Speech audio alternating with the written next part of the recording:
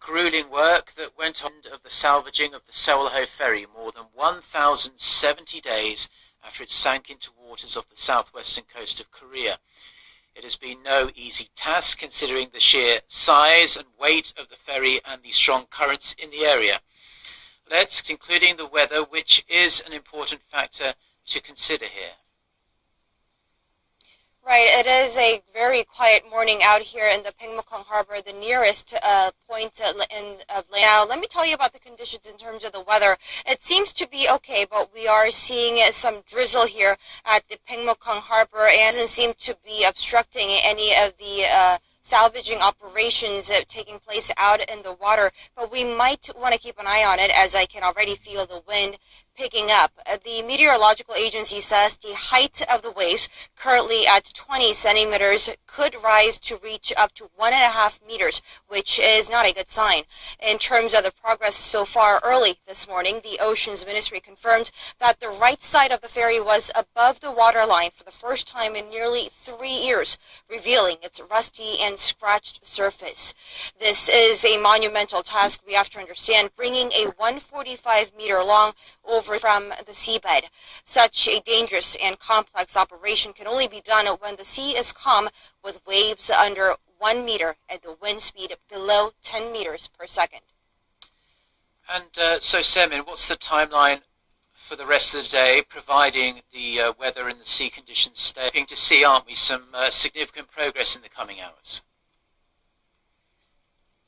Definitely, we are, as if it goes as planned, that is. But the ultimate goal for the above the level by 11 a.m. Korea time, which is just an hour away from now. And we are briefing this morning is saying that it is nearing its target range, which is 13 meters above the water level. So we are getting closer to the goal for the day. And the government has set Friday, which is tomorrow, as a deadline to complete the first stage of the salvaging operation, which is to place the ferry onto a semi-submersible ship for transport to Mokpo Newport, some 90 kilometers away from the site. Now, Friday is the last day of the March neap tide, when the gap between the high and low tides is at its minimum. If all goes as planned, the recovered ship will be placed at Mokpo Newport for search of the missing 9 bodies and for some answers as to what exactly caused the terrible disaster that is still ingrained in the minds of many Koreans here. Mark? Well, thank you very much for that report, Semin, and do keep us updated throughout the day. We could have some big updates.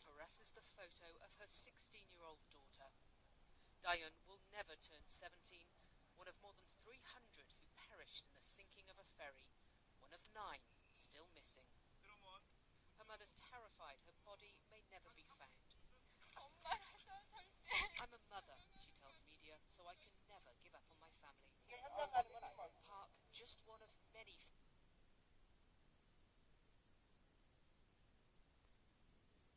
families needing to be close to this operation. The Sewol sank almost 3 years ago. Most of those who died were high school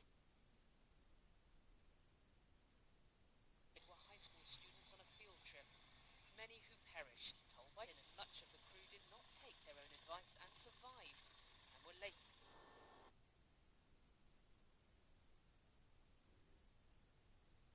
Bereaved families want to see the final stages of the lifting of the 140-meter-long ship, having waited so long for this moment.